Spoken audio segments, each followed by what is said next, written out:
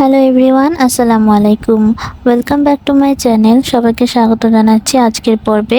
আর আজকের পর্বে খুবই সহজে ঘরোয়া উপকরণ দিয়ে খুব কম সময়ে একটি নিহারি রান্নার রেসিপি শেয়ার করছি।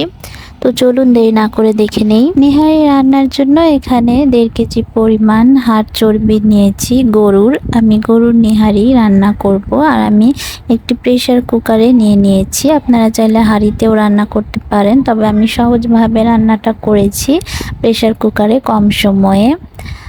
এগুলো আমি ভালোভাবে ধুয়ে পরিষ্কার করে নিয়েছি।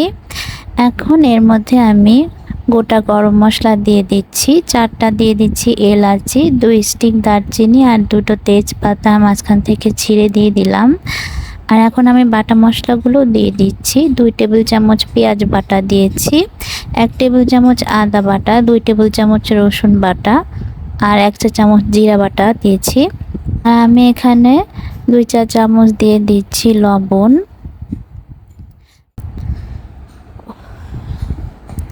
আর এখন দিচ্ছি 2 চা চামচ পরিমাণ শুকনা মরিচের গুঁড়া, দিচ্ছি 1 চা চামচ হলুদের গুঁড়া আর 1 চা চামচ ধনিয়ার গুঁড়া।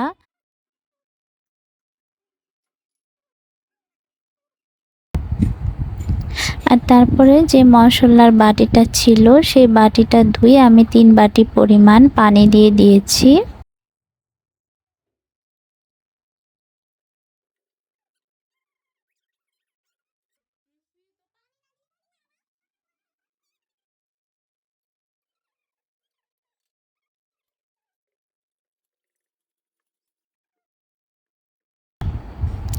আর আমি সয়াবিন তেল দিয়েছি 3 টেবিল চামচ পরিমাণ।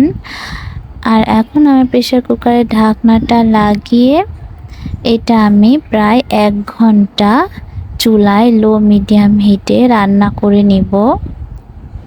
1 ঘন্টার মধ্যে সুন্দরভাবে এই নিহারিটা কিন্তু রান্না হয়ে যাবে। তো প্রায় 1 ঘন্টা আমি চুলার মিডিয়াম আঁচে নিহারিটা রান্না করে নিয়েছি। তো দেখতে পাচ্ছেন ঝোলটাও গাঢ় হয়ে এসেছে। আর নিহারির যে হাড়গুলো, সে হাড়গুলো কিন্তু নরম হয়ে গেছে। তো হাড়গুলো যদি আপনারা শক্ত রাখতে চান তাহলে এর থেকে আরও কম সময় রাখবেন। 1 ঘন্টার জায়গায় আপনারা 1.5 ঘন্টা রাখতে পারেন। এখন নিহারিটা একটি বাটিতে আমি সার্ভ করে নিয়েছি। আর উপর থেকে একটু পেঁয়াজ বেরেস্তা, ধনিয়া পাতা কুচি আর একটু আদা কুচি দিয়ে গার্নিশ করে নিচ্ছি। একটু পেঁয়াজ বেরেস্তা আর ধনিয়া পাতা কুচি দিলে খাওয়ার সময় এটার টেস্টটা অনেকটা বেড়ে যায়। তো এখন তৈরি হয়ে গেল ভীষণ মজার নিহারি। আর এই নিহারিটা এখন রুটি, পরোটা, তন্দুর রুটি, নান রুটি দিয়ে খাওয়ার জন্য একেবারে রেডি।